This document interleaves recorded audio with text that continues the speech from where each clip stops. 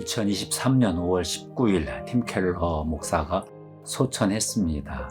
아들 마이클 켈러가 아버지의 마지막 말을 전해주었습니다.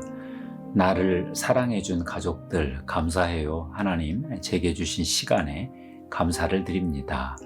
나는 이제 예수님을 만날 준비가 되었습니다. 더 이상 기다릴 수 없습니다. 나를 집으로 보내주소서. 2010년 여름 팀 켈러의 설교를 처음 들었습니다. 뉴욕에서 공부하는 유학생이 뉴욕의 젊은이들이 좋아하는 설교자라고 소개해 주었습니다. 처음 들어보는 설교 유형이었습니다. 모든 성경 본문에서 예수 그리스도를 증거했습니다. 다윗에 대해 설교를 해도 진정한 다윗은 예수 그리스도이시다 라고 설교했습니다. 솔로몬 설교를 해도 진정한 솔로몬은 예수 그리스도이시다 라고 마무리했습니다. 팀 켈러는 1968년 버크넬 대학교에 들어가서 1학년 때 68 혁명을 경험했습니다.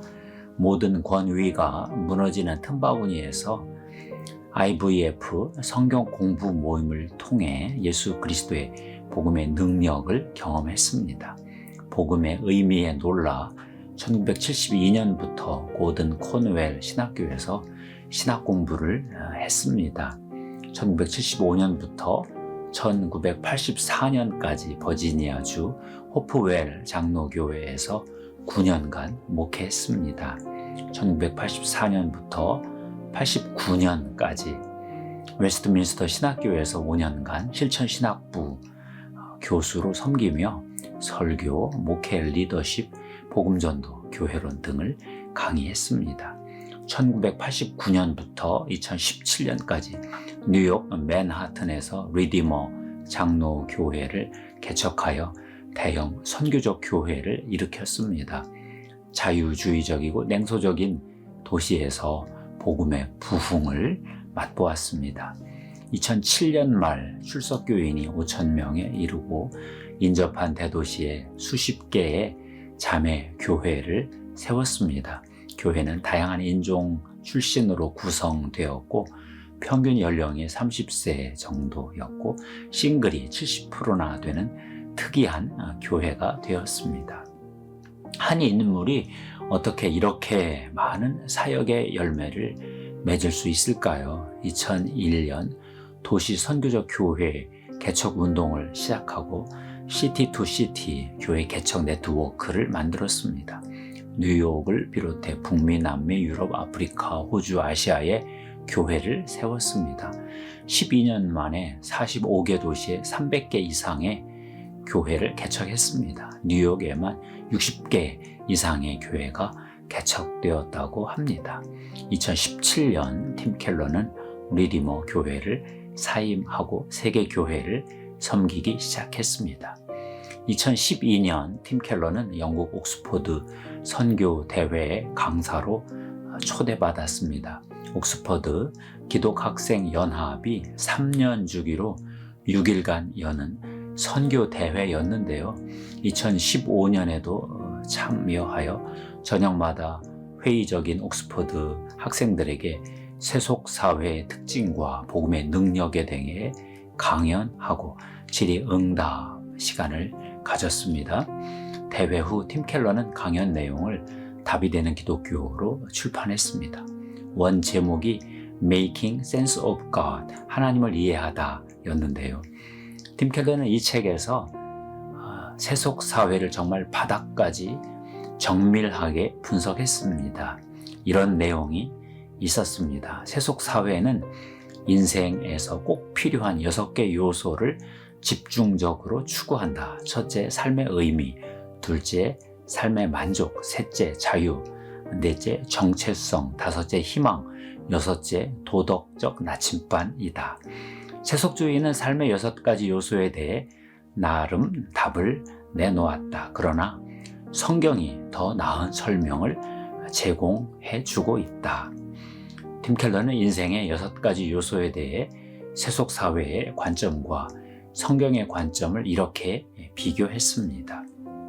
삶의 의미와 관련하여 세속사회는 삶의 의미를 각자 지어내어 살 수 있다 하지만 성경은 십자가에서 삶의 무의미의 극치를 경험하신 예수 그리스도 안에서만 삶의 의미를 발견할 수 있다고 합니다. 삶의 만족과 관련하여 세속사회는 욕망을 추구하여 만족을 느끼라 하지만 성경은 생명의 떡이신 예수 그리스도의 사랑을 먹고 만족스러운 삶을 살 수 있다고 합니다. 셋째, 자유와 관련하여 세속사회는 억압에서 벗어나는 자유를 추구하라 하지만 성경은 십자가에서 우리를 자유케 하기 위해 부자유를 선택하시고 못 박히신 예수 그리스도 안에서 이웃을 사랑할 자유를 얻을 수 있다고 합니다. 넷째, 정체성과 관련하여 세속사회는 개인의 감정과 욕구에서 정체성을 찾으라 하지만 성경은 예수 그리스도의 십자가에서 담대하면서도 겸손한 자신감을 찾을 수 있다고 합니다. 다섯째, 희망과 관련하여 세속사회는 죽음 앞에서 희망을 찾을 수 없으나 성경은 예수 그리스도의 부활 안에서 하늘 천국을 바라보고 현재의 고난 속에서도 천국을 맛보며 살 수 있다고 합니다. 인권과 정의와 관련하여 세속사회는 인권과 정의를 주장하며 반대편을 억압하는 성향을 보이지만 성경은 하나님이 가난한 자와 연약한 자를 선택하여 정의로운 나라를 만들면서도 반대편을 존중하게 한다고 합니다. 저는 팀 켈러의 답이 되는 기독교를 읽고 한국의 포스트 모던 세대를 생각했습니다. 이제 우리 자녀 세대도 저런 복음 편증을 들을 때가 되었구나 생각했습니다. 아직 한국 사회는 경제적 근대화는 이루었지만 근대적 개인을 탄생시키지는 못했다 하는 평가를 듣고 있지요. 여기저기 전근대적 봉건적 요소도 많습니다. 개인이 집단의 위력 앞에서 무력할 때가 많지요.